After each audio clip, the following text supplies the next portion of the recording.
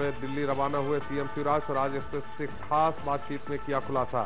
शनिवार को निगम मंडल के नामों का होगा ऐलान। विश्व हिंदी सम्मेलन के बाद होगा मंत्रिमंडल का विस्तार। हरदा में अंत्योदय मेले में शामिल हुए सीएम शिवराज, करोड़ों के विकास कार्यों की दी सौगात। भोपाल के विधायक रामेश्वर शर्मा की दादागिरी, जिला पंचायत सीईओ को धमकाया, कहा जितना मौत से डरते हो उतना ही मुझसे भी डरना, भगवान कहे तो भी मेरे क्षेत्र में मत घुसना। छत्तीसगढ़ के 2 विभागों में फिर आपसी टकराव। कोंडा गांव के संरक्षित क्षेत्र में बिना अनुमति भवन बनाने पर पीसीसीएफ ने किया विरोध, डीजीपी को लिखी शिकायत पत्र। रायगढ़ मोनेट स्टील प्लांट के सुरक्षा गार्ड को जिंदा जलाने की कोशिश, प्लांट के सुरक्षा अधिकारी ने दिया वारदात को अंजाम। युवक की हालत नाजुक, विरोध में लोगों ने किया चक्का जाम। सागर हरिसिंह गौर विश्वविद्यालय को सरकार की सौगात, हरिसिंह गौर के नाम से बनेगा स्मारक। परिवहन मंत्री भूपेंद्र सिंह ने किया भूमि पूजन। दंतेवाड़ा सुकमा समेत जिले में डेंगू का कहर, अब तक 500 से ज्यादा मरीज बीमार। बस्तर में स्वास्थ्य विभाग ने जारी किया हाई अलर्ट। रायपुर में 7000 से ज्यादा सहायक डाटा एंट्री ऑपरेटर्स ने दिया धरना, नौकरी पर बहाली नहीं होने पर जेल भरो आंदोलन का भी किया ऐलान। और दमोह में समान कार्य समान वेतन की मांग को लेकर सड़क पर उतरे शिक्षक, कलेक्टर को सौंपा मुख्यमंत्री के नाम ज्ञापन, मांगे पूरी नहीं होने पर काम बंद की दी चेतावनी।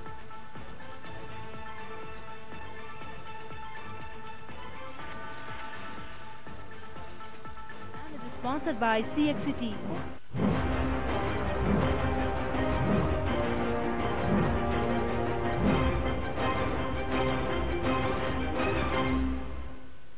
तो मध्य प्रदेश में बद से बदतर होती उच्च शिक्षा व्यवस्था की सेहत सुधारने की सरकार की सारी कोशिशें सिरे से फ्लॉप हो रही हैं। तमाम तरकीबें नाकाम हो रही हैं, जिसके मद्देनजर शिक्षा राज्य मंत्री दीपक जोशी ने प्रदेश के सारे सरकारी कॉलेजों में ड्रेस कोड लागू करने का प्रस्ताव तैयार किया और अलग अलग कॉलेजों के सैकड़ों छात्रों से राय भी ली, ताकि इस नए प्रस्ताव को जल्द से जल्द अमली जामा पहनाकर छात्र छात्राओं के कॉलेज से बंक मारने की प्रवृत्ति और असामाजिक तत्वों के कॉलेज कैंपस में घुसपैठ होने पर रोक लग सके। साथ ही छात्रों में समानता का भाव पैदा हो और उसकी खास पहचान झलके, लेकिन उनके अपने ही उनकी राह में रोड़ा अटका दिया। पहले विद्यार्थी परिषद ने इस प्रस्ताव का पुरजोर विरोध किया, वहीं अब राज्य के उच्च शिक्षा मंत्री उमाशंकर गुप्ता भी कॉलेजों में ड्रेस कोड लागू करने के इस प्रस्ताव को नकार दिया है।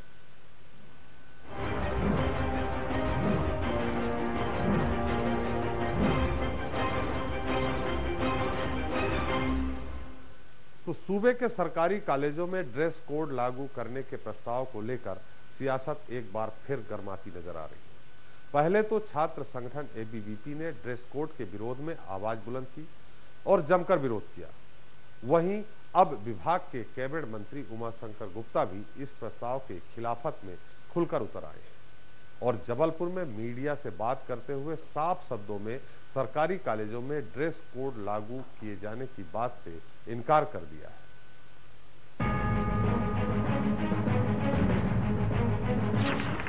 ड्रेस कोड पर तकरार, प्रदेश के 2 दिग्गज मंत्रियों में मनमुटाव। ड्रेस कोड कहीं न कहीं होना चाहिए। तो जो कारण हमने दिए थे, एक तो समानता, दूसरा मितव्ययता, समाज में विद्यार्थी होने की पहचान। कोई विवाद का विषय नहीं है। अच्छा, और अगर ड्रेस कोड लागू होता है तो कोई उसमें एकदम ऐसा भी कुछ नहीं हो जाएगा, लेकिन कहीं कोई अभी सरकार का निर्णय नहीं है।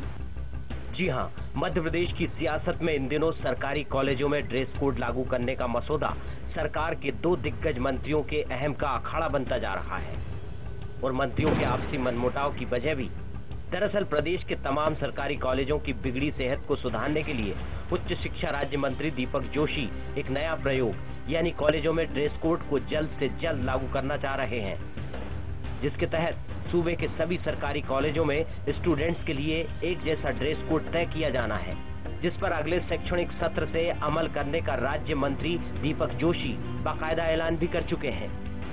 इतना ही नहीं, इसके लिए हाल ही में राजधानी भोपाल के एमबीएम कॉलेज में अलग अलग कॉलेजों के 300 से ज्यादा छात्रों को बुलाकर मंत्री जी जनमत भी करा चुके हैं।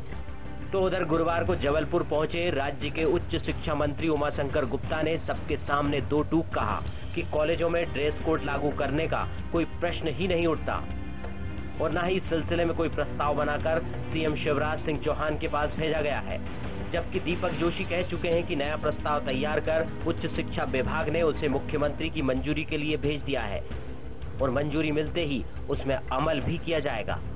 ड्रेस कोड कहीं न कहीं होना चाहिए। तो जो कारण हमने दिए थे, एक तो समानता, दूसरा मितव्ययता, समाज में विद्यार्थी होने की पहचान, इसके अलावा कहीं न कहीं जो असामाजिक तत्व या इस प्रकार के गैर तत्व जो महाविद्यालय के अंदर प्रवेश नहीं कर सकते, उनकी पहचान के अलावा बाहरी माहौल में जब हमारे बच्चे उन्मुक्त वातावरण में घूमते हैं तो ऐसे दृष्टिकोण में उनकी पहचान, ये सब बातें आसानी से हो जाएगी और बच्चों को शिक्षा की तरह कहीं न कहीं आगे बढ़ने का मौका मिलेगा। कोई बात कहना भी विवाद का विषय नहीं है। अच्छा, और अगर ड्रेस कोड लागू होता है तो कोई उसमें एकदम ऐसा भी कुछ नहीं हो जाएगा, लेकिन कहीं कोई अभी सरकार का निर्णय नहीं है। ये उन्होंने अपनी एक बात कही है और उस पर कोई बात जब विचार में आती है तो उस पर पक्ष विपक्ष, अच्छा बुरा, गुण दोष के आधार पर सरकार निर्णय करती है, तो इसलिए कहीं कोई विवाद की स्थिति नहीं। एक तरफ सरकारी कॉलेजों में ड्रेस कोड लागू करने के मसले को लेकर सरकार के अपने ही मंत्रियों के बीच तकरार की खबर सतह पर आ रही है, तो दूसरी तरफ मौके की तलाश में भटक रहे विपक्षी दल कांग्रेस ने भी अब इस मुद्दे को भुनाना और सरकार को घेरना शुरू कर दिया है। कि मंत्रियों में तालमेल है और बहुत है, मगर वो सिर्फ भ्रष्टाचार के पैसों के बंटवारे को लेकर है। जहाँ नीतिगत फैसले हो रहे हैं, नीतिगत फैसलों को लेकर राज्य मंत्री और कैबिनेट मंत्री में तालमेल का अभाव है, क्योंकि किस मंत्री को किस फैसले से कितना मिलेगा वो राशि तय नहीं हो पा रही है, इसलिए तालमेल का निर्णय में अभाव है। हालांकि इसके पहले भी ड्रेस कोड को लेकर सूबे में सियासत का भी उबाल मार चुकी है और विद्यार्थी परिषद जैसे बीजेपी के छात्र संगठन ही इसके विरोध में खुलकर सामने आ चुके हैं। ऐसे में एक बार फिर ड्रेस कोड को लेकर सरकार और संगठन के अपने वफादार मंत्रियों में मनमुटाव सामने आया है। ऐसे में सवाल भी यही उठ रहा है कि क्या नया प्रस्ताव कैबिनेट और राज्य मंत्रियों के अहम का मुद्दा बन गया है और क्या कांग्रेस की तरह ही बीजेपी के कुनबे में भी कलह अब किलकारी मारने लगी है। भोपाल से सुधीर दंडोतिया के साथ ब्यूरो रिपोर्ट, स्वराज एक्सप्रेस। तो जब सरकार के मंत्रियों में मनमुटाव की खबरें बनने लगे सुर्खियां, अहम की लड़ाई में उलझकर रह जाए कॉलेजों में ड्रेस कोड का मसौदा और विपक्ष को मिल जाए हमला करने का एक सुनहरा मौका, तो सवाल उठते। ड्रेस कोड के मुद्दे पर दोनों मंत्रियों में क्यों नहीं बन रही सहमति? क्या दोनों मंत्रियों के बीच अहम का मुद्दा बन गया है ड्रेस कोड? क्या कॉलेजों में ड्रेस कोड लागू होना चाहिए या नहीं? तो इस मुद्दे पर चर्चा करने के लिए हमारे साथ मौजूद हैं हमारे मान सबसे पहले पंकज चतुर्वेदी जी, जो प्रवक्ता हैं कांग्रेस के। चतुर्वेदी जी, आपका बहुत बहुत स्वागत है हमारे इस कार्यक्रम में। रजनीश अग्रवाल जी हैं जो प्रवक्ता हैं भारतीय जनता पार्टी के। रजनीश जी, आपका बहुत बहुत स्वागत है हमारे इस कार्यक्रम में। शशांक शर्मा जी हैं campus ambassador MBM college. Shashank ji, आपका बहुत बहुत स्वागत है। और हमारे साथ हैं विशेष टिप्पणी के लिए मौजूद हैं हमारे साथ वरिष्ठ पत्रकार राघवेंद्र सिंह जी। राघवेंद्र सिंह जी, आपका बहुत बहुत स्वागत है। पहला सवाल रजनीश जी आपसे ही है, हम कोई सवाल नहीं करेंगे आपसे। आपको मैंने दोनों मंत्रियों की क्लिप दिखाई, दोनों मंत्रियों के अपने तर्क दिखाए, दोनों के बयान दिखाए। हम चाहेंगे आप ही इन दोनों मंत्रियों के बयान, आपने भी सुना, आप ही उत्तर देंगे। देखिए, मुझे लगता है कि जो दोनों मंत्रियों की आपने बाइट दिखाई, दोनों ने अपने बयान में बहुत स्पष्ट कहा है। दीपक जी ने ड्रेस कोड लागू करने के बारे में अपने तर्क दिए हैं, अपना अभिमत आपके सामने, हम सबके सामने रखा है।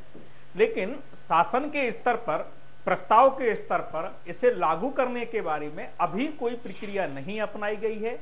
ये इसका जो कैबिनेट मंत्री उमाशंकर जी हैं, ऐसा उन्होंने कहा और कहते हुए उन्होंने यह भी कहा कि इसके पक्ष विपक्ष तर्क वितर्क हो सकते हैं, लेकिन अभी कोई इस प्रकार का प्रस्ताव बनाकर मुख्यमंत्री जी को नहीं भेजा है। तो मुझे लगता है कि विचार के स्तर पर स्वाभाविक रूप से कहीं ना कहीं ये बात होगी, आम सहमति बनाने के स्तर पर होगी। जो आपने अपने जैसा पैकेज में दिखाया कि एमबीएम कॉलेज में एक कार्यक्रम हुआ, उस कार्यक्रम के निमित्त उन्होंने छात्रों से अपनी बात पूछी, तो मुझे लगता है इस प्रकार की प्रक्रिया अच्छी है, संवाद की स्थिति अच्छी है, पर ड्रेस कोड लागू हो या ना हो, सरकार इसमें एक मत होकर सहमति से ही निर्णय लेती है। कोई भी निर्णय हो सहमति के आधार पर ही होता है, और वो जब लागू होगा तो हम सबके सामने होगा।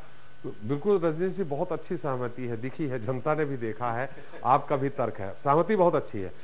हम ये जानना चाह रहे हैं कि कैबिनेट मंत्री और राज्य मंत्री के बीच में क्या सामंजस्य नहीं है, या आपस में संवादहीनता की स्थिति है कि उन्होंने बिना कैबिनेट मंत्री को बताए या बिना सहमति लिए उन्होंने एक बकायदे 300-400 छात्रों की बैठक ले लेते हैं, एक सम्मेलन कर लेते हैं, एक या संगोष्ठी आयोजित कर लेते हैं कि ड्रेस कोड लागू किया जाए ना किया जाए, फिर वो बयान दे देते हैं कि नहीं, लगभग 90 से 95% छात्र ड्रेस कोड लागू करने के पक्ष में हैं।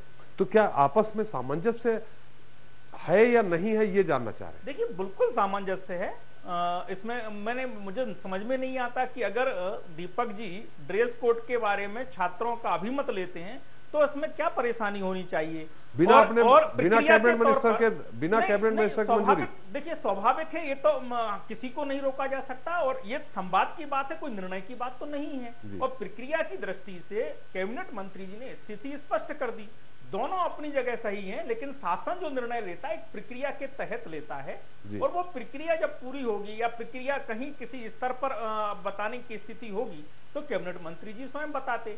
मुझे लगता है स्थितियां बिल्कुल स्पष्ट हैं। दीपक जी छात्रों के बीच में ड्रेस कोड के विषय को लेकर उनका मत जान रहे थे और उन्होंने अपना पक्ष भी रखा, लेकिन उमाशंकर गुप्ता जी ने बहुत स्पष्ट कहा है कि अभी इस बारे में कोई निर्णय नहीं लिया गया, इसका पक्ष विपक्ष होगा, इसके बारे में तर्क वितर्क भी हैं, लेकिन शासन के स्तर पर भी कोई निर्णय नहीं लिया गया। संवाद तो चलते रहते हैं, बातचीत चलती रहती है, छात्रों के बीच में हो, शिक्षकों के बीच में हो, तो इसमें कोई बुरी बात नहीं। मुझे लगता है इतना तो सबको आपस में बातचीत करने का एक अधिकार बनता है। नहीं, बिल्कुल आपने कहा कि सबको समान अधिकार है, लेकिन आपके पास हम बाद में आएंगे और ये जानेंगे। आपने कहा समान अधिकार है, कोई स्वतंत्र देश के स्वतंत्र नागरिक को सारे अधिकार है। अरे वो मंत्री हैं, उनको इस तरह से बिना विभाग में आपस में सामंजस्य बिठाए, बिना सहमति लिए ये अधिकार नहीं होता। हम आपके पास फिर आएंगे, लेकिन हमारे साथ शशांक हैं। शशांक, आपका क्या मानना है कि ड्रेस कोड लागू होना चाहिए नहीं? जी, मैं इस पक्ष के पूर्ण रूप से समर्थन में हूँ कि ड्रेस कोड लागू होना चाहिए, क्योंकि जब ड्रेस कोड होगा तो छात्रों की अपनी एक अलग पहचान होगी कि वो किस महाविद्यालय का है। साथ ही साथ ये बात भी होगी कि जो असामाजिक तत्व महाविद्यालयों में डेरा जमा के बैठते हैं, इधर उधर से आ जाते हैं, महाविद्यालय के छात्रों को परेशान करते हैं, वो एक चीज दूर हो जाएगी। साथ ही साथ जो बात कह रहे हैं कि छात्रों को बांध देंगे और ये कर देंगे, तो ऐसा कुछ नहीं है। उसके साथ जो छात्रों में भेदभाव की भावना है वो पूरी तरीके से दूर हो जाएगी। और जहां तक बात रही ड्रेस कोड के मत की, तो मैं इसके प्रति बहुत सहमत हूँ। शशांक, एक बात जो इसके पहले भी हमने इस पर डिस्कशन किया था, उसमें बात आई थी, कई विद्यार्थी संगठनों ने कहा था कि इसमें ऐसे भी कई बच्चे होते हैं जो बाहर से आते हैं और शहरों में वो ट्यूशन पढ़ा करके अपना आगे की पढ़ाई पूरी करते हैं, या अन्य जो भी विपरीत परिस्थितियां होती है उनसे जूझते हुए करते हैं। तो अगर ड्रेस कोड लागू हो जाएगा तो कॉलेज से जब वो निकलेगा और ट्यूशन पढ़ाने जाएगा तो एक तरह से चिन्हित हो जाता है कि तुम इस कॉलेज में पढ़ते हो, तो थोड़ा सा कहीं ना कहीं वो डिमोरलाइज होता है। हाँ जी, देखिए, यदि मैं आपको बताऊं तो ट्यूशन तो ठीक है, पर यदि आप किसी महाविद्यालय के नियमित छात्र हैं तो आप किसी भी प्रकार की कोई नौकरी नहीं कर सकते हैं गैर कानूनी। या तो आपको ट्यूशन अलग बात है, नौकरी अलग वो बात ट्यूशन की बात कर रहा हूँ। तो ट्यूशन यदि वो छात्र है महाविद्यालय भोपाल के ही जितने भी सरकारी महाविद्यालय हैं उसमें बेनजीर हो गया, नवीन महाविद्यालय हो गया, शासकीय गीतांजलि महाविद्यालय हो गया, MLB महाविद्यालय हो गया, BSS हो गया, ऐसे बहुत सारे महाविद्यालय हैं जहां पर ड्रेस कोड है। तो क्या वहां के बच्चे अपने ट्यूशंस नहीं पढ़ाते होंगे या दूसरे काम नहीं करते होंगे? तो क्या वो चिन्हित नहीं होते होंगे? जब वहां पर ये निर्णय लिया गया कि ड्रेस कोड हो तो वहां पर छात्रों ने कोई भी आपत्ति नहीं उठाई, पर जब एक इसको सामूहिक निर्णय ले लिया गया तो छात्रों द्वारा तो कोई आपत्ति नहीं उठाई गई, पर जो हमारे राजनीतिक दल थे उनने इस पे बढ़ चढ़ के भाग लिया और साथ ही साथ आपत्ति उठाना शुरू कर दिया। तो जहां तक बात रही तो मैं चाहूंगा कि सरकार महाविद्यालयों में जाए, छात्रों से लिखित में जानकारी ले या लिखित में उनकी राय ले या उनसे टॉक शो करे या जैसी भी बात करनी हो वो छात्रों से करे, ना कि हम एक दूसरे से राय ले, क्योंकि ये निजी निर्णय ना होकर के सामाजिक निर्णय होना चाहिए जो कि लोकतंत्र का दायित्व है। जी शशांक जी, हम आपके पास फिर आएंगे। पंकज जी, आप भी जहां से ये ब्रांड एम्बेसडर हैं शशांक जी, वहीं से आप भी संभवतः पढ़े हैं और अच्छे मेधावी छात्रों में आपकी गिनती होती रही है। आज आप राजनीति में हैं। लोग सोचेंगे राजनीति में तो लगता है जिस पत्रकार और राजनीति ऐसे ही लोग आ जाते हैं, लेकिन आप मेधावी हैं। धन्यवाद त्रिपाठी साहब, धन्यवाद। आपका क्या मत है?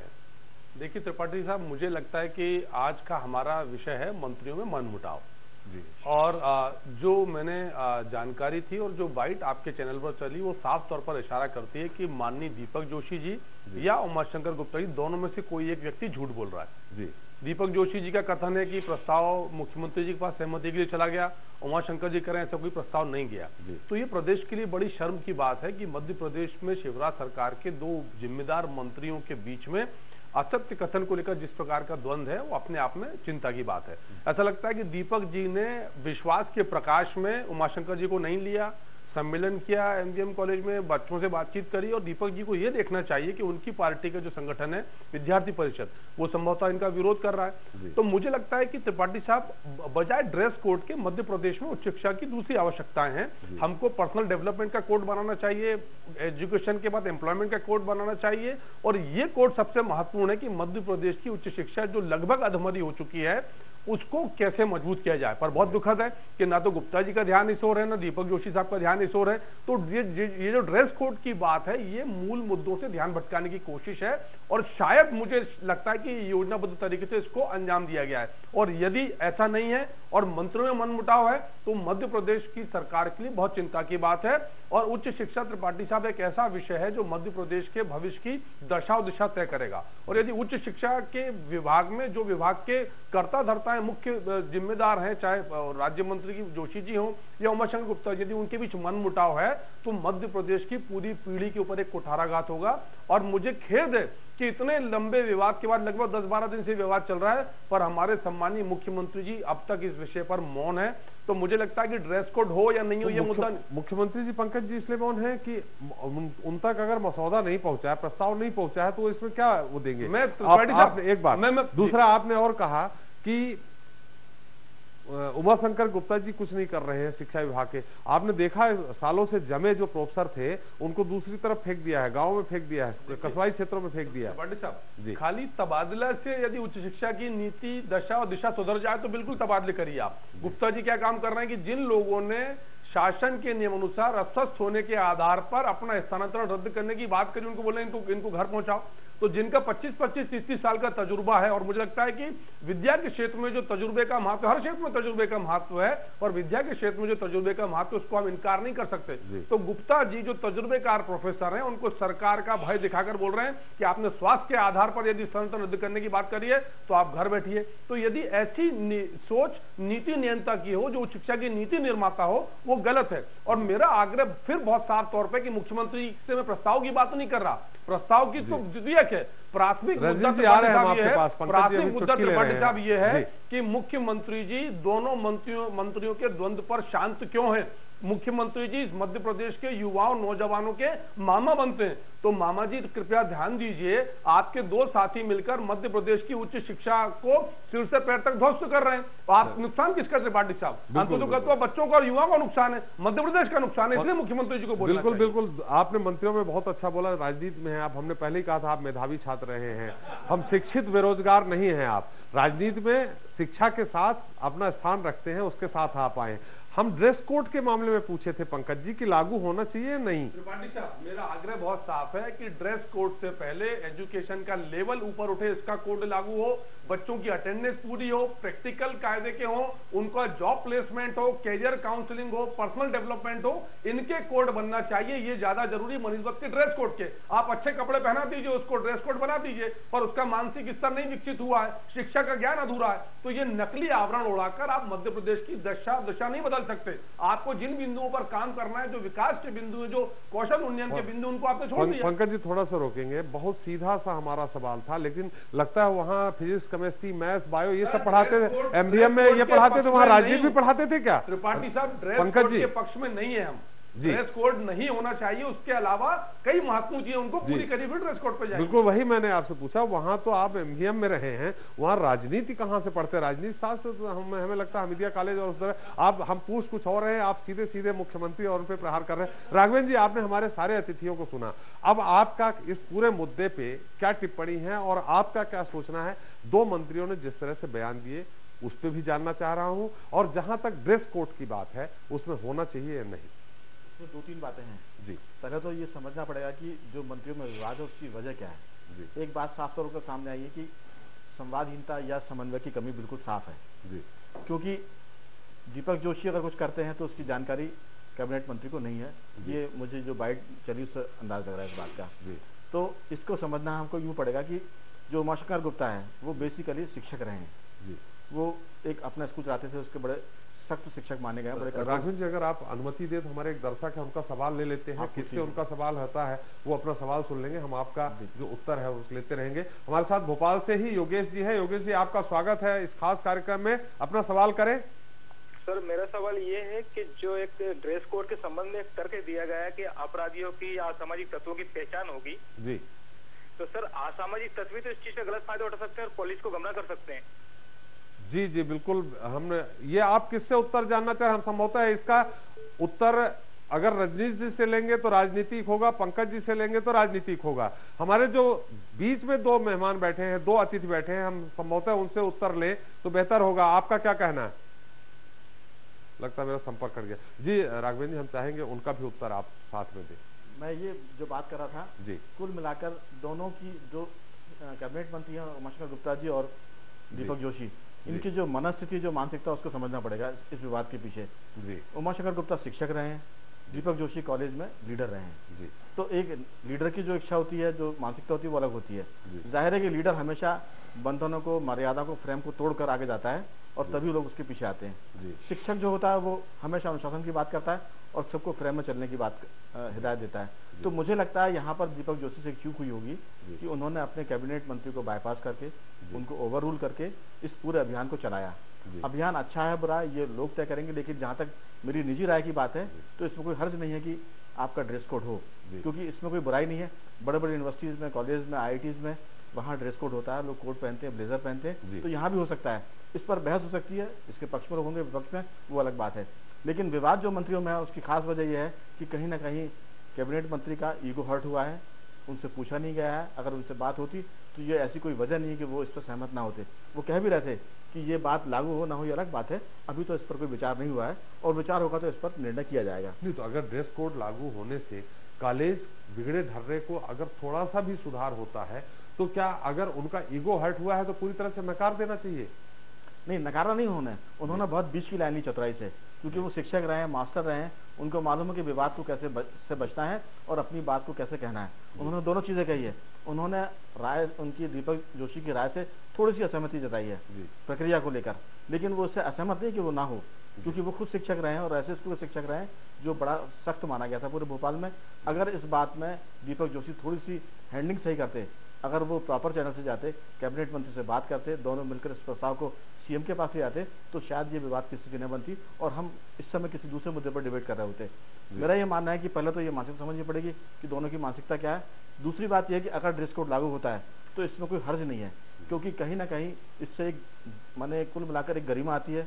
छात्र या छात्राएं जब कोट पहन के निकलते हैं, ब्लेजर पहन के निकलते हैं, तो उनको खुद लगता है कि वो किसी अच्छे कॉलेज से या स्कूल से आ रहे हैं। तो मुझे दोनों बातों में मेरी जो राय है वो बिल्कुल साफ है कि ड्रेस कोड होना चाहिए और विवाद खत्म करने के लिए दीपक जोशी को एक कदम आगे बढ़कर अपने कैबिनेट मंत्री से बात करनी चाहिए और दोनों को मिलकर CM से बात करनी चाहिए। बिल्कुल राघवेंद्र जी, हम आपके पास फिर आएंगे। हमारे साथ 3 दर्शक अलग अलग जगहों पे हैं। हमारे साथ सबसे पहले दमोह से प्रदीप राय जी हैं। प्रदीप जी, आपका स्वागत है, अपना सवाल करें।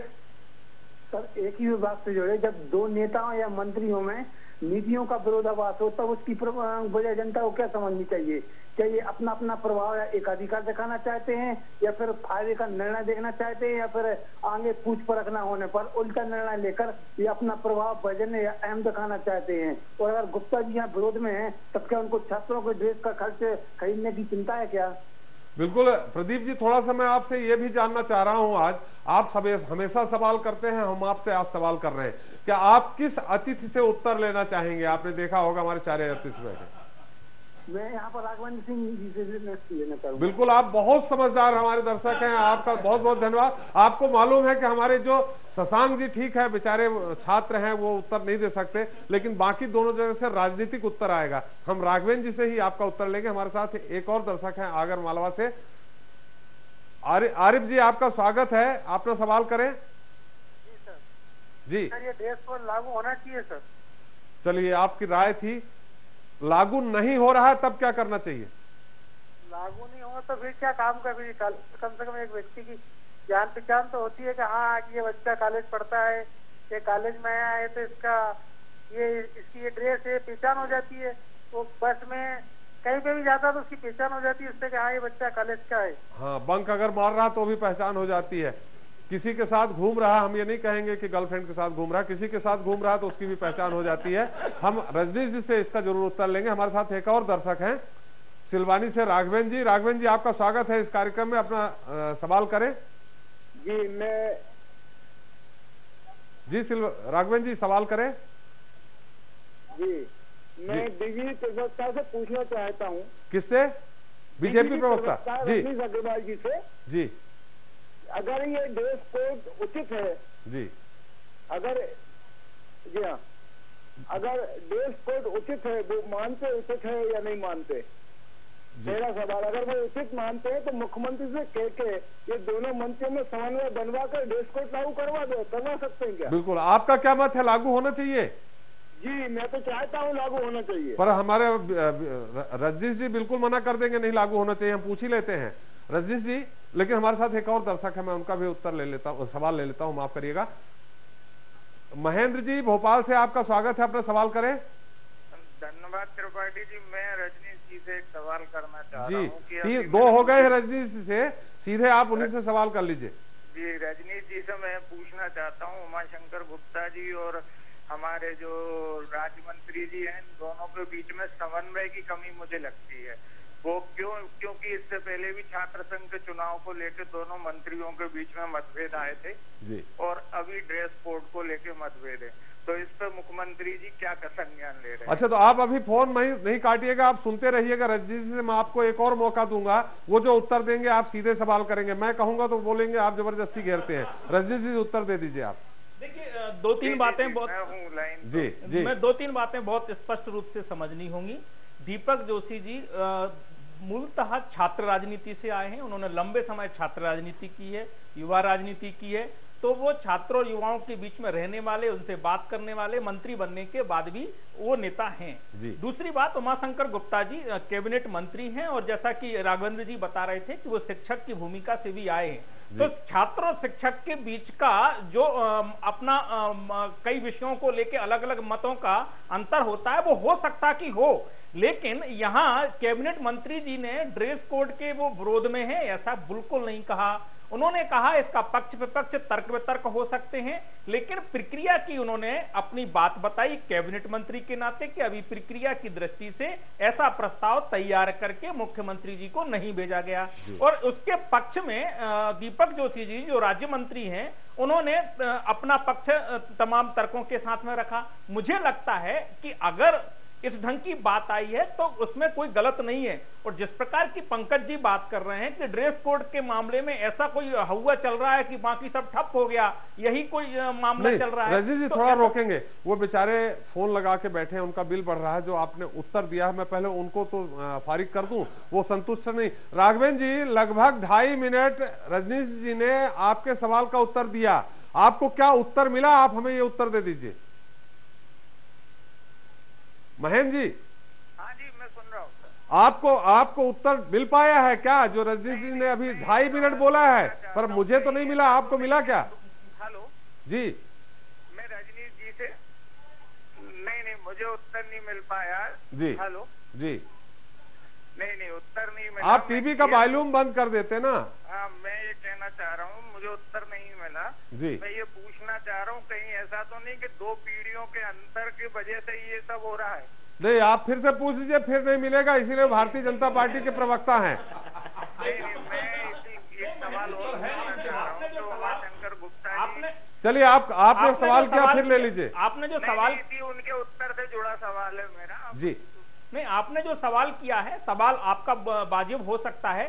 छात्रों में भी इस ड्रेस कोड को लेकर अलग अलग मत हो सकते हैं। शशांक जो हमारे बीच में बैठे हैं इसके पक्ष में हैं, लेकिन उसी कॉलेज से पूर्व छात्र जो पंकज जी हैं वो कह रहे हैं नहीं होना चाहिए। तमाम लोगों के होने नहीं होने के मत हो सकते हैं, लेकिन नहीं, सुनिए पंकज जी अभी, लेकिन इन सब चीजों के बावजूद भी मैं ये नहीं कहता ड्रेस कोड हो या ना हो, लेकिन उसके लेकर एक संवाद की प्रक्रिया दीपक जी ने अपनाई और एक मंत्रालय की प्रक्रिया के तहत कैबिनेट मंत्री उमाशंकर गुप्ता जी ने स्थिति स्पष्ट की। उमाशंकर गुप्ता जी ये नहीं कह रहे हैं कि ड्रेस कोड हो या ना हो, उन्होंने बहुत तकनीकी रजनीश जी हमारा बड़ा विनम्र अनुरोध है आपसे, वो बेचारे महेंद्र सिलवानी से मोबाइल से फोन लगा रहे हैं, उनका बिल बढ़ता जा रहा, कृपया आप उनको लागू हो या नहीं हो इसका उत्तर दे दीजिए।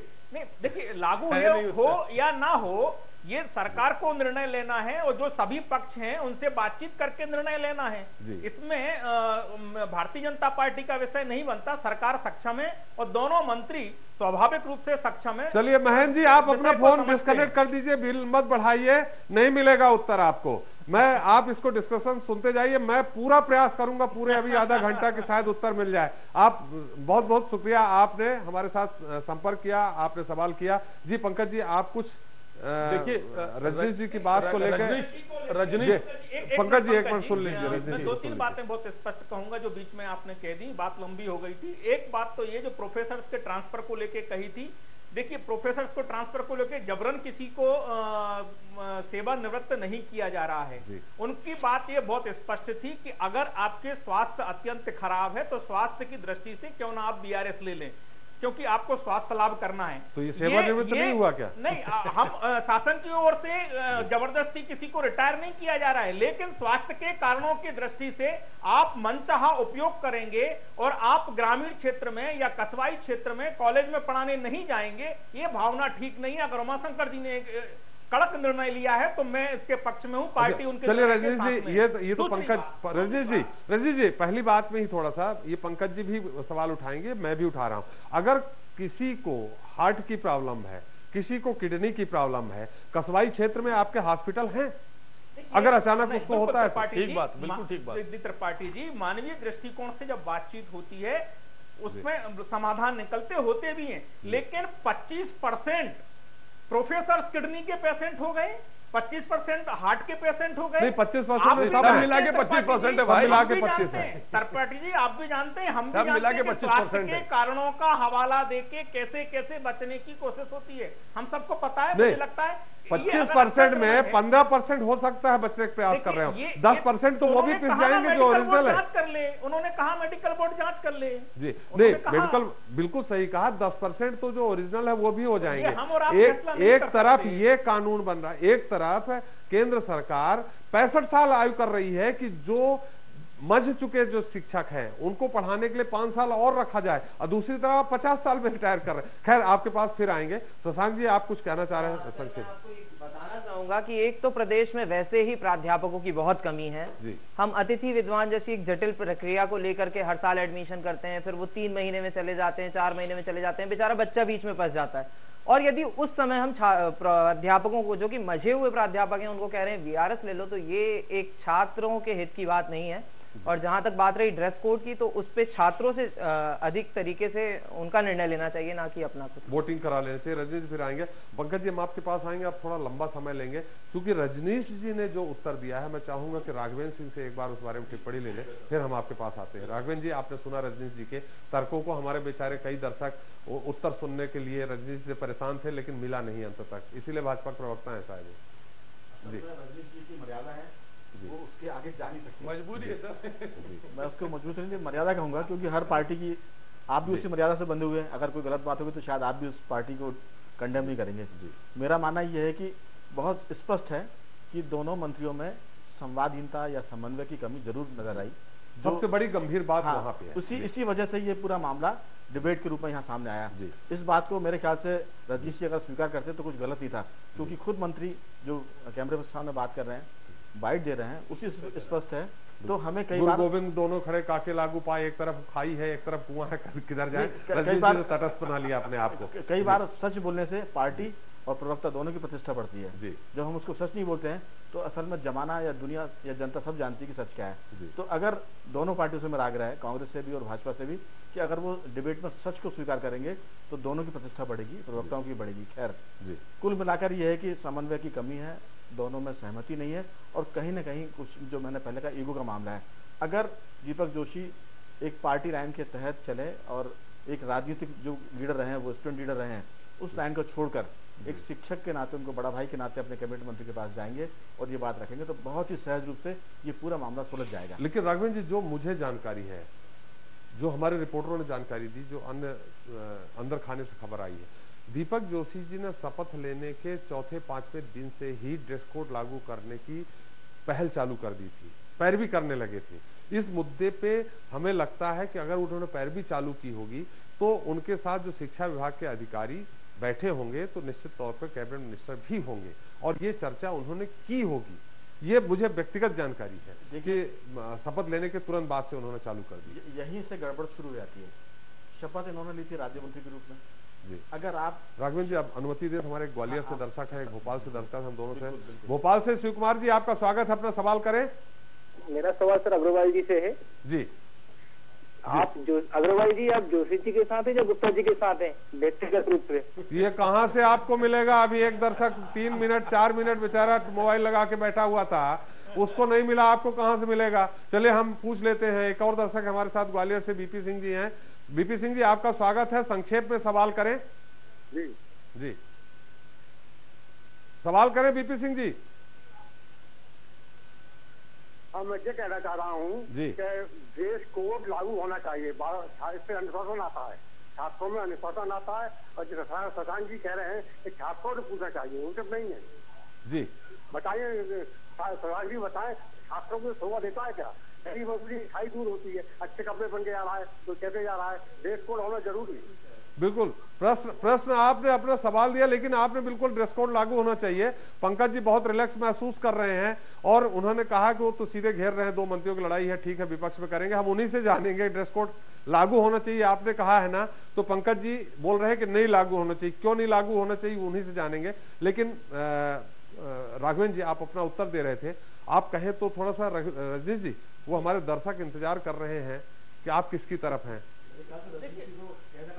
देखिए, जलेबी बनाने के नहीं त्रिपाठी जी, मुझे आपने व्यक्तिगत तौर पर व्यक्तिगत राय रखने के लिए वाकई नहीं बुलाया है। मैं पार्टी की तरफ से उपस्थित हूँ और स्वाभाविक रूप से पार्टी सरकार जो पूरी प्रक्रिया के तहत निर्णय लेती है उसके साथ खड़ी है, उसके साथ में खड़ी होगी। वही वो ड्रेस कोड की तरफ है, नॉन कोई अपना मत नहीं दे सकता और मैं उसके लिए उपस्थित भी नहीं हूँ। मैं पार्टी की तरफ से पार्टी की तरफ से ही मैं अपना बयान, अपनी बात कह रहा हूँ कि जो सरकार निर्णय लेगी, सरकार ने अभी कोई निर्णय नहीं लिया है, ये नीतिगत निर्णय है। स्वाभाविक रूप से कैबिनेट मंत्री जी और मुख्यमंत्री जी, राज्य मंत्री जी तीनों मिलकर इस बारे में निर्णय लेंगे और जो निर्णय सामने आएगा सरकार के साथ रजनीश जी, आपने कमल फूल को अंगीकार किया है, भारतीय जनता पार्टी को आपने अपनाया है, तो उसका रास्ता आपके विद्यार्थी परिषद की गलियों से चल के आप पहुंचे हैं। देखिए, आपका विद्यार्थी परिषद कह रहा है कि नहीं होना चाहिए ड्रेस कोड। देखिए, मैंने आपसे कहा विद्यार्थी परिषद एक स्वायत्त संगठन है, भारतीय जनता पार्टी का अंग नहीं है, भारतीय जनता पार्टी का छात्र संगठन नहीं है। मैंने लंबे समय विद्यार्थी परिषद में काम किया और मैं बहुत अपनी बात स्पष्टता से कह भी रहा हूं कि भारतीय जनता पार्टी सरकार के हर निर्णय के साथ में प्रतिबद्धता के साथ में खड़ी है, लेकिन सरकार ने अभी कोई निर्णय ड्रेस कोड के बारे में नहीं लिया है। चलिए रजनीश जी, काहे को अब उसमें और लंबा जाएं, लेकिन एक बात जरूर है कि विद्यार्थी परिषद अंग नहीं है भारतीय जनता पार्टी का, लेकिन ये जरूर है कि विद्यार्थी परिषद का हर कार्यकर्ता भारतीय जनता पार्टी का कार्यकर्ता होता है। राघवेंद्र जी आप अपना उत्तर दें, फिर हम पंकज जी के पास जाएं। मैं इससे अलग हटके एक बात कहना चाहता हूँ। कुल मिलाकर जो मध्य प्रदेश में शिक्षा की स्थिति, खासतौर से उच्च शिक्षा की, ये ड्रेस कोड, तबादले, ये सारी चीजें अलग है, वीआरएस अलग है। मेरा मानना यह है कि इस समय जरूरत है शिक्षा के क्षेत्र में आपातकाल की। इतनी खराब स्थिति है, इतनी बुरी स्थिति है कि ग्रामीण क्षेत्रों में जो स्कूल, जो कॉलेज है, वहाँ बहुत खराब हालत है, पढ़ाने वाले प्रोफेसर है नहीं, अगर है तो वो अप डाउन करते हैं बाहर से। नहीं, अप डाउन नहीं करते राघवेंद्र जी, एक नई प्रथा आ गई है, पैरोल में एक आदमी रख देते हैं, एवज में काम रखते हैं, ये तो अपराध है। खैर, इस पर ये एक बड़ा विषय है बहस का। कुल मिलाकर इस समय ड्रेस कोड तो है ही है कि ये मुद्दा है, क्योंकि छात्र हैं वो कपड़े पहनने के शौकीन होते हैं। स्कूल से ड्रेस पहनते पहनते जब वो कॉलेज में आते हैं, उनको लगता है कि हम कुछ रंग बिरंगे कपड़े पहने, कुछ नए आसमान मोड़े, नई चीज़ों को देखें। लेकिन मेरा कहना यह है कि इस समय शिक्षा का स्तर सुधारने के लिए ड्रेस कोड के साथ साथ शिक्षक आपातकाल की जरूरत है, एक इमरजेंसी की जरूरत है। अगर जो रजनीश जी कह रहे थे कि सरकार ने अभी तय नहीं किया है, सरकार ने एक बात तो तय कर दी है कि दीपक जोशी इस बात के लिए तैयार है कि ड्रेस कोड लागू होना चाहिए। इसका मतलब कि आधा विभाग इसके लिए तैयार है, आधा पक्ष तैयार है, सिर्फ एक पक्ष की कमी है, वो कैबिनेट मंत्री की। राघवी जी, हम फिर आएंगे आपके पास, लंबा होगा तो तुरंत आरोप लगने वाला है कि अभी विपक्ष में है इसलिए समय नहीं दे रहे आप। पंकज जी देखिए, त्रिपाठी साहब, रजनीश जी ने बीच में जिक्र किया कि दीपक जोशी जी ने संवाद आरंभ किया। मैं बड़ी विनम्रतापूर्वक उनसे आग्रह करूंगा कि दीपक जोशी ने यदि संवाद आरंभ किया होता तो विवाद नहीं होता। सवाल संवाद का ही है और उन्होंने उचित संवाद जो किया जाना चाहिए था वो नहीं किया।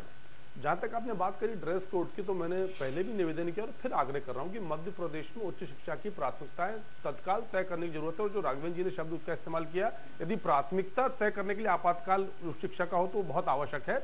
और हमको ये देखना होगा कि पिछले 10 सालों में या 12 सालों में, मैं बीजेपी सरकार को सिर्फ नहीं घेर रहा, पर जिम्मा सरकार का है, क्योंकि उच्च शिक्षा राज्य का विषय है, तो उसमें मध्य प्रदेश की देश के 29 राज्यों में क्या स्थिति है, हमारे युवाओं को पोस्ट ग्रेजुएशन या पोस्ट ग्रेजुएशन रोजगार की क्या स्थिति है, उनका हम कौशल उन्नयन की बात करते हैं। आप देखिए त्रिपाठी साहब की ये स्थिति मध्य प्रदेश में है कि आज बीएससी बीकॉम से ज्यादा लोग बी कर रहे हैं, टेक्निकल एजुकेशन है पर है उच्च शिक्षा का भाग, तो इन सब में समन्वय नहीं है।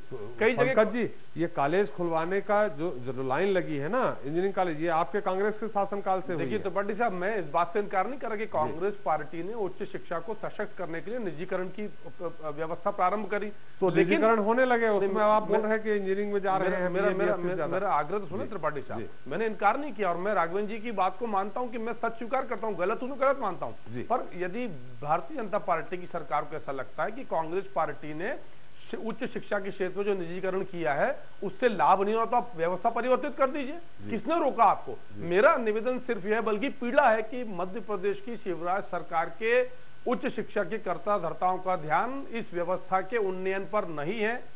ड्रेस कोड जैसी बात को लेकर 2 मंत्री लड़ रहे हैं, मुझे लगता है कि ला जाना चाहिए, आपको झगड़ा इस बात पर करना चाहिए था कि ये छात्रों की इतनी श्रेष्ठ योजना है, उसमें करते हैं, आपको क्या मालूम नहीं, आपको क्या मालूम नहीं, परिणाम कहाँ है? अंदर कमरे में करते हैं। परिणाम कहाँ है त्रिपाठी साहब? आप मुझे बता दीजिए कि मध्य प्रदेश के युवा की क्या स्थिति में, व्यापम को नहीं जोड़ना चाहता, व्यापम से इतर देखिए। खैर छोड़िए, इतर हम जानना, आपका क्या मत है, ड्रेस कोड लागू होना चाहिए नहीं? देखिए, मुझे लगता है कि ड्रेस कोड अभी हमारी प्राथमिकता नहीं है, मैंने प्राथमिकताएं गिनाई, उन पर सरकार काम करे।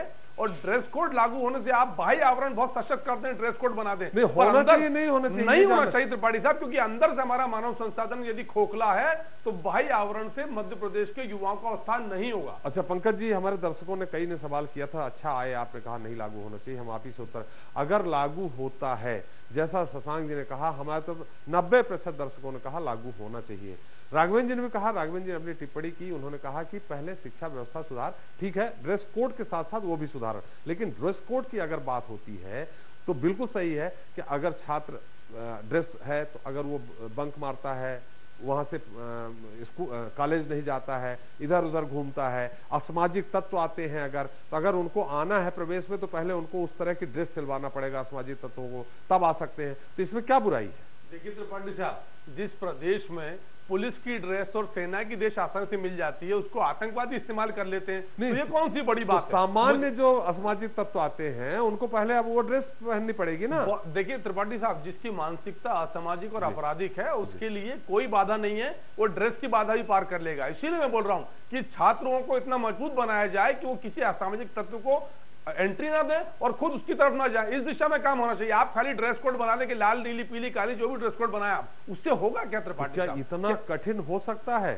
कि उसके पास नहीं जाएं असामाजिक तत्व, उनको आने न दें, ये कैसे संभव है? त्रिपाठी साहब सवाल उसी का तो कि हमने मेंटल ब्लॉकेज बना लिया है कि ये सब असंभव है, ड्रेस कोड लागू कर दीजिए, मध्य प्रदेश में उच्च शिक्षा की स्थिति सुधर जाएगी। मेरा आग्रह बहुत साफ है कि ड्रेस कोड पहले नंबर पे नहीं होना चाहिए, हमारे पास 8-9 अन्य प्राथमिकताएं, 10वें पायदान पर ड्रेस कोड करिए, आप सब चीजों को स्टैब्लिश कर दीजिए, प्रॉपर सेट हो जाए, फिर ड्रेस कोड लगाइए। पंकज जी थोड़ा सा रोकूंगा, एक हमारे साथ छतरपुर से दर्शक है अशोक जी देखते हैं क्या सवाल करते हैं। अशोक जी आपका स्वागत है इस कार्यक्रम में, अपना सवाल करें। Thank you. पहले तो ये है, मैं राघवेंद्र सिंह जी से कहना चाह रहा हूँ जी कि आपने जहाँ तक ये कहा कि शिक्षा की व्यवस्था बहुत से बदतर है, स्कूल में शिक्षक बदतर नहीं है जी। मेरे पास एग्जाम्पल है कि एक स्कूल में प्राथमिक पाठशाला में 12 बच्चे हैं जी और शिक्षक 2 हैं जी। तो मैं इनसे पूछना चाह रहा हूँ, क्या 3 बच्चों पर एक शिक्षक की नियुक्ति आपकी दृष्टिकोण से सही है या गलत? अच्छा ठीक है, राघवेंद्र जी ही उत्तर देंगे। आपका सवाल पूरा हो गया? हाँ, एक हो गया, दूसरा मैं बोल रहा हूँ। एक ही फोन में आप 2 सवाल कर रहे हैं, या न्याय है पर करिए। सर देश के हित में जरूरी है। जी जी जी, सवाल करें। हाँ, दूसरा आपने लिख रखा है क्या, कहीं पे पढ़ रहे हैं?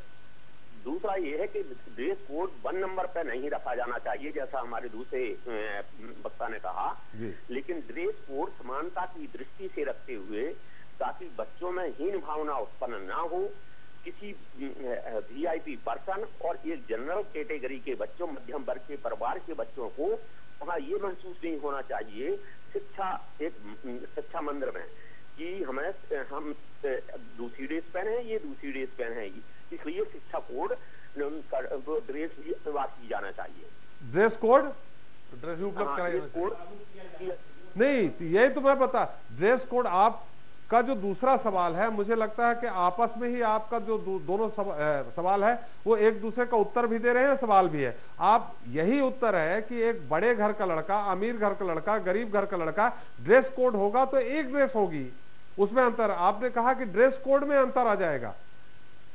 नहीं, ड्रेस कोड में अंतर नहीं आ जाएगा, ड्रेस कोड एक सी ही होगी सभी की। देखिए त्रिपाठी साहब, एक छोटी टिप्पणी में करना चाहता हूँ। एक ये तर्क दिया जा रहा है कि ड्रेस कोड एक होगा तो हीन भावना नहीं होगी, पर आजकल जब गाड़ियों का जमाना है, मोबाइल का जमाना है, महंगी घड़ियों का जमाना है, तो आप ड्रेस एक जैसी पहना दीजिए। बड़ी गाड़ी लेकर आएगा, बड़ा मोबाइल फोन लेकर आएगा, महंगी घड़ी पहनेगा, कैसे? ये बेतुका तर्क है। और मैंने जमाना है पंकज जी, बिल्कुल सही है।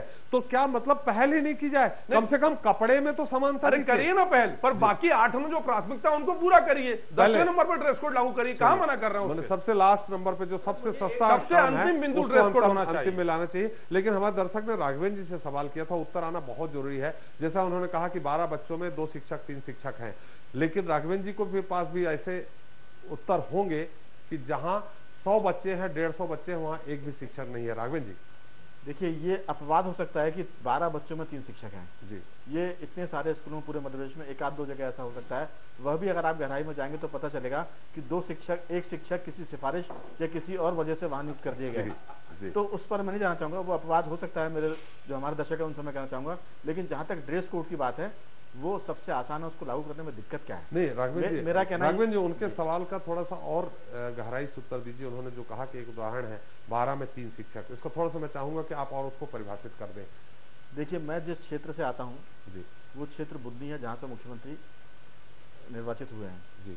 मैं ऐसे उस क्षेत्र के कई स्कूलों को जानता हूँ, मैंने देखे हैं जहाँ शिक्षक कम है और कम होने के बाद वो एवज में काम भी करवाते हैं जी। तो मैं इसलिए उनसे इसके विस्तार में मैं जाऊंगा तो फिर बात बहुत दूर तक जाएगी जी। तो कुल मिलाकर ये कि वो जो 12 विद्यार्थी और 3 शिक्षक हैं, वो अपवाद हो सकता है। ऐसे 2, 4, 10, 1-2% स्कूल हो सकते हैं, जिससे मैं इनकार नहीं सिफारिश पे कि मुझे यही रहना है। हाँ, ये भी हो सकता है, ये हो सकता है। बीमारी हो, किसी ने कहा कि भाई मेरे माता पिता वृद्ध हैं, इसी गांव में रहते तो मुझे यहाँ चाहिए, तो वो अक्सर ऐसी व्यवस्था हो जाती है। इससे मैं इनकार नहीं कर रहा हूँ, उनकी बात ठीक है, लेकिन ये अपवाद है। ऐसा कई जगह नहीं मिलेगा आपको, ये कम जगह है। जहां तक ड्रेस कोड की बात है, तो मेरा कहना है कि इसको पहले नंबर या प्रथम पंक्ति में रखने में ऐतराज क्या है?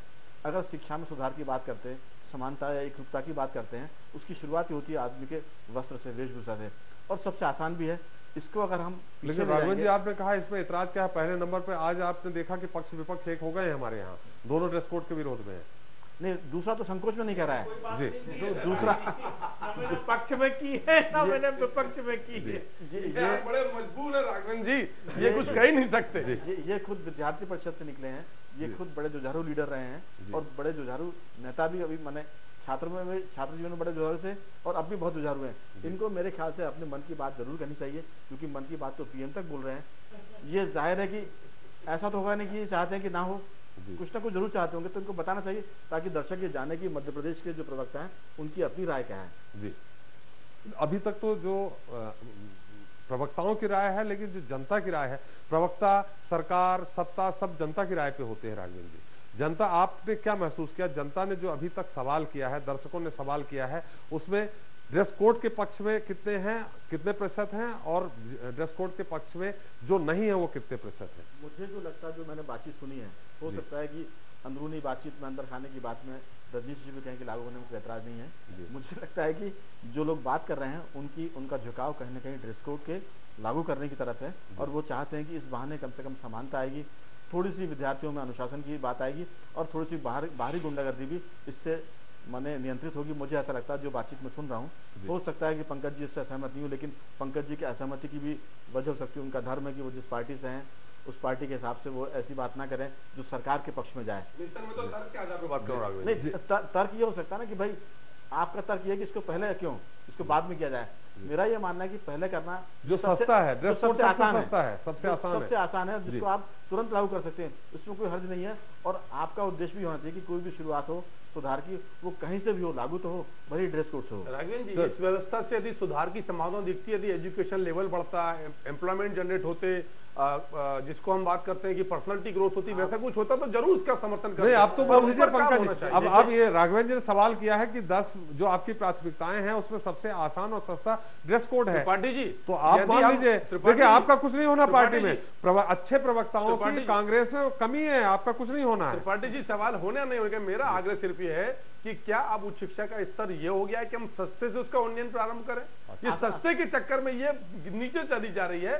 भले ही महंगे, चलिए महंगा कौन सा है उससे प्रारंभ करते हैं। महंगा पढ़ाई का लेवल सबसे, उसके लिए आपको कुछ, आप लेबोरेटरी बनाइए, लाइब्रेरी बनाइए, इक्विपमेंट जनरेट करिए, अच्छे प्रोफेसर रखिए, बीमारी के नाम पर उनको 25% को भगाने की बात मत करिए, बाहर से एक्सपर्ट बुलाइए, यूथ एक्सचेंज करिए, बाहर उनको एक्सपीरियंस लेने के लिए भेजिए। आप मुझे बता दें मध्य प्रदेश में कौन से कॉलेज में यूथ एक्सचेंज का प्रोग्राम चलता है, कहाँ बच्चे बाहर जाते हैं, कौन से दूसरे राज्य में आते हैं, या बाहर का कोई एक्सपर्ट यहाँ बुलाते हैं, सेमिनार कहाँ होते हैं, करंट जो इश्यूज होते हैं उनके ऊपर डिबेट कहाँ बातचीत होती है, आप कहाँ से लाएंगे? आपने जो नर्सरी है अलग अलग क्षेत्र की, वो यही उनको सबको समाप्त कर दिया। पंकज जी, रजनीश जी हम आपके पास आ रहे हैं, रजनीश जी आपके पास आ रहे हैं। पंकज जी, जो आप कांग्रेस के प्रवक्ता हैं, आपने जो कहा है ड्रेस कोड नहीं होना चाहिए, वो कांग्रेस की तरफ से हो रहा है, क्या आपकी पार्टी भी नहीं चाहती है पूरी तरह से? देखिए, मैं पार्टी की तरफ से बहुत विनम्रता पूर्वक निवेदन कर रहा हूं मैं कि राघवेंद्र जी ड्रेस कोड की, राघवेंद्र जी हमारी बात में छोटा लगाना चाह रहे हैं। पंकज जी सुन तो लीजिए,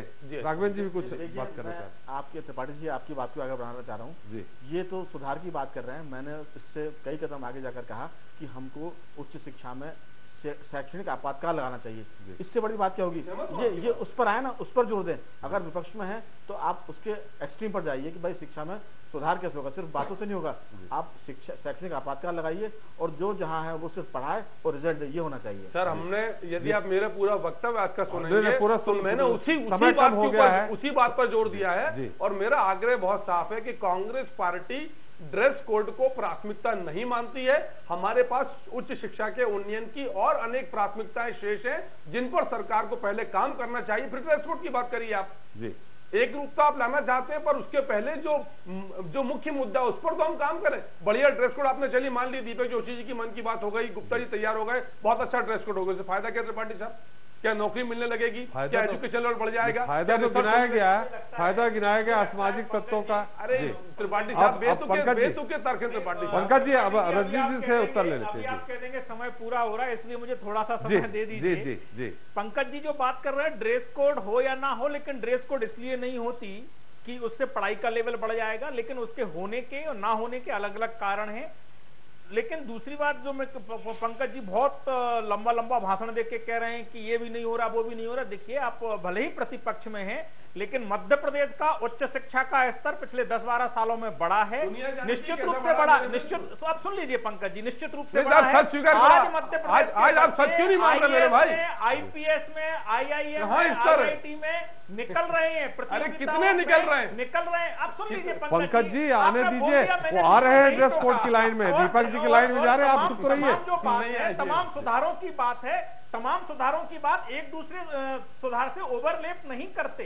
मुझे लगता है कि सब कुछ बेकार मध्य प्रदेश में हो रहा है, ऐसा नहीं है। मध्य प्रदेश में उच्च शिक्षा का स्तर और मध्य प्रदेश में शिक्षकों का स्तर, लगातार उनके प्रशिक्षण का स्तर बड़ा है। और आप आंकड़े देख लीजिए, जो पहले दिग्विजय सिंह जी के काल में हुआ करता था, मैं उसकी बात नहीं करूंगा बंटाधारी युग की, लेकिन लगातार सुधार की आवश्यकता रहती है। बंटाधार युग की बात नहीं करेंगे, बंटाधार कह के आपने चुटकी तो ले ही ली ना, अब इधर से भी चालू होंगे, हमारा समय समाप्त हो रहा है। हर कुछ बेकार हुआ है इनके लिए, कभी प्रतिपक्ष के नाते सकारात्मक दृष्टि। अरे हो सकारात्मक तो बात करें ना, एक सकारात्मक बिंदु गिना दीजिए। बारे में सरकार ने कोई निर्णय लिया नहीं, विरोध करना पहले रणजीत 29 राज्यों में क्या स्थिति मध्य प्रदेश की वो बता दीजिए। कैबिनेट मंत्री उमाशंकर जी बहुत स्पष्ट करें। हाँ भाई सच, आज रजनीश जी सच बोलने के मूड में नहीं है, ये भयभीत और मजबूत अवस्था के रूप में है, इसलिए बेतुके तर्क दे रहे हैं। अच्छा ड्रेस कोड लागू हो या नहीं हो, ड्रेस कोड लागू हो या नहीं हो, केवल नेगेटिव बात रजनीश जी, मैं तो पॉजिटिव बात कर रहा हूँ कि ड्रेस कोड लागू हो या नहीं हो। मध्य प्रदेश में बहुत अच्छा हुआ है, आगे भी अच्छा हो रहा है। अच्छा ड्रेस कोड लागू हो या नहीं हो,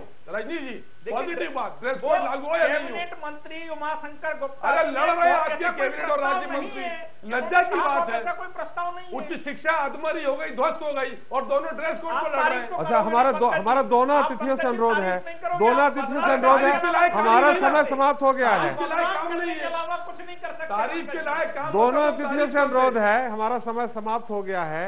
हम चाहेंगे कि एक ड्रेस कोड पे रणजीत जी आप एक बहुत मुश्किल से 10 शब्दों का एक टिप्पणी कर दें, हम सबसे ले लें, उनसे भी ले लें, पंकज जी से, फिर हम अपने जो हमारे विशेष अतिथि हैं, विशेष टिप्पणी करने वाले हैं, राघवेंद्र जी से भी लें।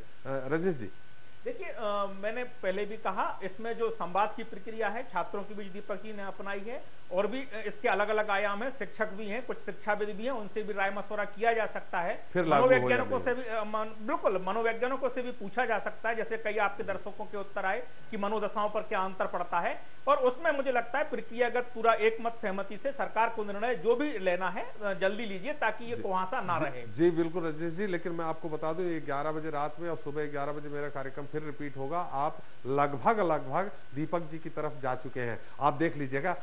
शशांक जी चलते चलते आपकी भी संक्षिप्त टिप्पणी जानना चाहिए। जहां तक बात रही तो दो पक्ष लड़ रहे थे, मुझे बहुत मजा आ रहा था। नहीं मजा नहीं लेना है, आपकी राय लेनी है। ड्रेस कोड होना चाहिए। जहां तक बात की, एक मेरे साथी ने बोला कि जो यहाँ पे संक्षेप में ड्रेस कोड को लेकर उन्होंने बोला कि उपस्थिति बढ़ाओ, तो उपस्थिति तभी बढ़ेगी जब लड़का घर से ड्रेस पहन के जाएगा और उसमें ये डर होगा कि मैं कॉलेज की ड्रेस पहन के जा रहा हूँ और मैं कहीं और घूमूंगा तो लोग मेरे पिताजी को ये कह देंगे। लागू होना चाहिए, ड्रेस कोड लागू होना चाहिए। जी पंकज जी, आपने तो कही दिया है नहीं होना चाहिए, पर आप वो 10 की प्राथमिकता में थोड़ा सा लास्ट से नीचे लाइए उसको, ड्रेस कोड। देखिए रजनीश ने स्वीकार कर लिया, अप्रत्यक्ष था कि अभी ड्रेस कोड को लेकर मनोवैज्ञानिकों से बातचीत होना चाहिए।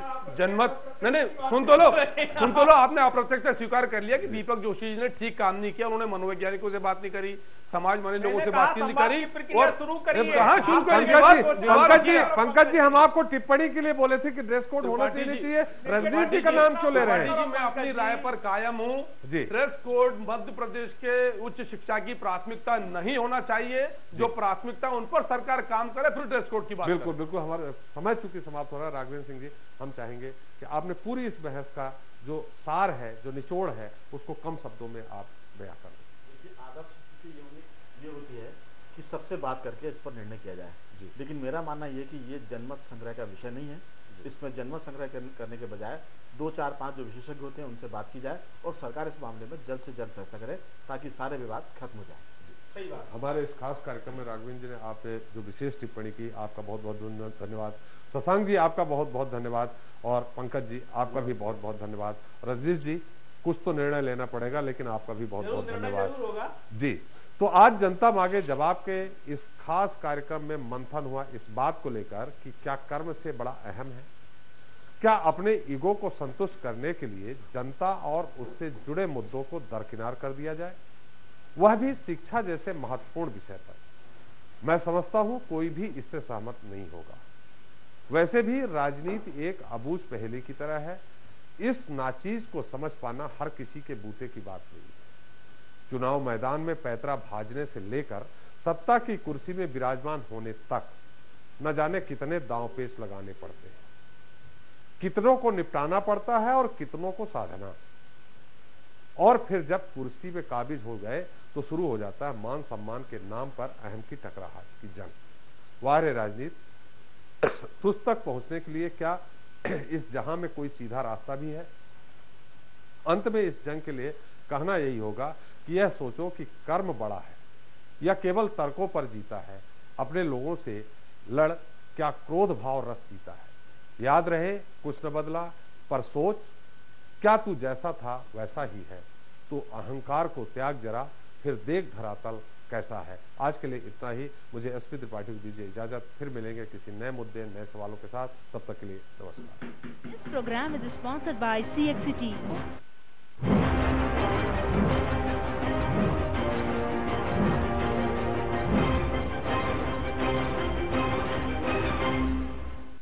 भरे मंजनिया घर के अंगना तातू पियत है दारू।